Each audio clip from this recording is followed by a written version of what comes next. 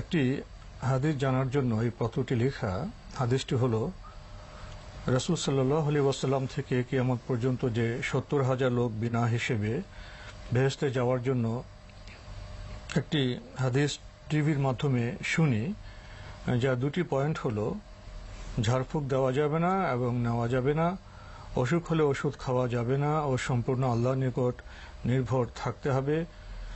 হাদিসটির সবগুলো পয়েন্ট চিঠির মাধ্যমে অনুগ্রহ করলে জানালে আমি উপকৃত হব। ভাই, আমরা তো আপনাদের পাঠানো প্রশ্নের জবাব চিঠির মাধ্যমে আমরা পাঠাই না, সেই ব্যবস্থা আমাদের নেই।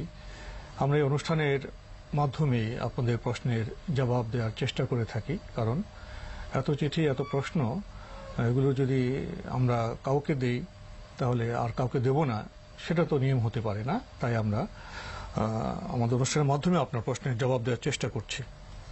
হ্যাঁ, এবার যে প্রশ্নটি করেছেন প্রথমে একটু দৃষ্টি আকর্ষণীয় আছে, সেটা হলো এই হাদিসটি সহিহ। ইমাম আহমদ বিন হাম্বল রাহমাতুল্লাহ তার মুসনাদে বর্ণনা করেছেন এবং আরো হাদিসের অনেকগুলো কিতাবের মধ্যে এই হাদিসটি এসেছে। রাসূলুল্লাহ সাল্লাল্লাহু আলাইহি ওয়াসাল্লাম ইরশাদ করেছেন যে আমার উম্মতের মধ্যে একদল লোক থাকবে যাদের সংখ্যা হবে ৭০,০০০।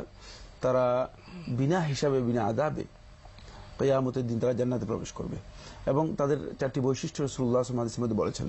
কিন্তু আপনি যেটা উল্লেখ করেছেন যে তারা মানে অসুখ হলে দেওয়া যাবে না, নেওয়া যাবে না, অসুখ হলে ওষুধ খাওয়া যাবে না, সম্পূর্ণ আল্লাহর উপর নির্ভর করতে হবে। অসুখ হলে ওষুধ খাওয়া যাবে না, এখানে বক্তব্যের মধ্যে নেই, এই হাদিসের মধ্যে নেই।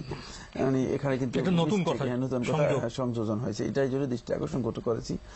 কারণ তিনি মনে করেছেন যে মানে অসুখ হলে ওষুধ খাওয়াটা এই দৃষ্টিভঙ্গির পরিপন্থী না। রাসূলুল্লাহ সাল্লাল্লাহু আলাইহি ওয়াসাল্লাম হাদিসের মধ্যে তাদের বৈশিষ্ট্য উল্লেখ করেছেন। প্রথমটি খুব ভালো করে বুঝতে হবে, এক নম্বর ওয়ালা ইয়াস্তারকুন, যে তারা কারো কাছে গিয়ে ঝাড়ফুঁক করার জন্য গ্রহণ করার জন্য ধর্ণা দেবে না। কারণ ঝাড়ফুঁক গ্রহণ করাটা ওই ব্যক্তির কামালুত তাওয়াক্কুল এবং কামালুত তাওহীদের পরিপন্থী। খুবই সূক্ষ্ম কথা।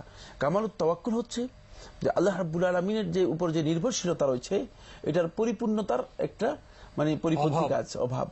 দ্বিতীয় কামালুত তাওহীদ হচ্ছে আল্লাহ সুবহানাহু ওয়া তাআলা বান্দাকে ইচ্ছা করলে, যখন বান্দা অসুস্থ হন, বান্দার কোনো সমস্যা থাকে, তাহলে আল্লাহ রাব্বুল আলামিন তাকে সুস্থ করেন।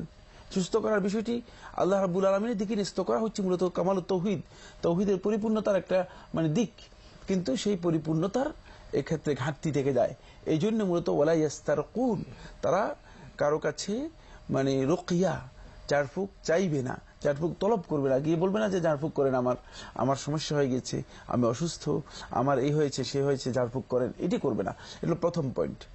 খেয়াল রাখতে হবে যে মানে এখানে কিন্তু কোনো ব্যক্তি যদি কারো কাছে ঝাড়ফুঁক না চায় আর যদি আরেকজন তাকে ঝাড়ফুঁক করে, এটা কিন্তু নিষিদ্ধ নয়, এটা এর মধ্যে অন্তর্ভুক্ত হবে না।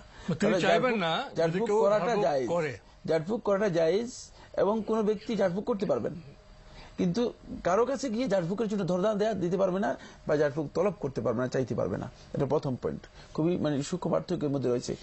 ঝাড়ফুঁক নিতে পারবেন, হ্যাঁ নিতেও পারবেন, কিন্তু চাইতে পারবেন, কারোর কাছে প্রার্থনা করতে পারবেন।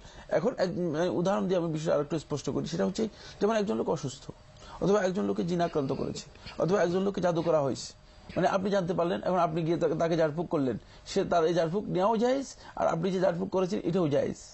কিন্তু সে যদি এসে বলে যে না আমাকে একটু ঝাড়ফুঁক করেন, আমি ঝাড়ফুঁকের জন্য এসেছি, তাহলে এটি তার কামালুত তাওয়াক্কুল এবং প্রার্থী হতে পারবেন না, যে প্রার্থী হতে পারবেন না। এটা প্রথম পয়েন্ট। দ্বিতীয় নম্বর যে পয়েন্টটি সেটা হলো মানে ওয়ালা ইয়াতাতায়্যারুন, তারা কোনো কারণে কোনো বস্তুকে অথবা কোনো মানে কাজকে, কোনো কিছুকেই তারা কুলক্ষণ হিসেবে নির্ধারণ করবে না। কুলক্ষণ হিসেবে, যেটাকে লক্ষণ নির্ধারণ করা, যেমন একটা কুকুর দেখলো, বলো যে আজকে একটা কুলক্ষণ হয়, কুলক্ষণ, জি, মানে কোনো কিছুকে নিজেরা কুলক্ষণ হিসেবে নির্ধারণ করে নেবে না।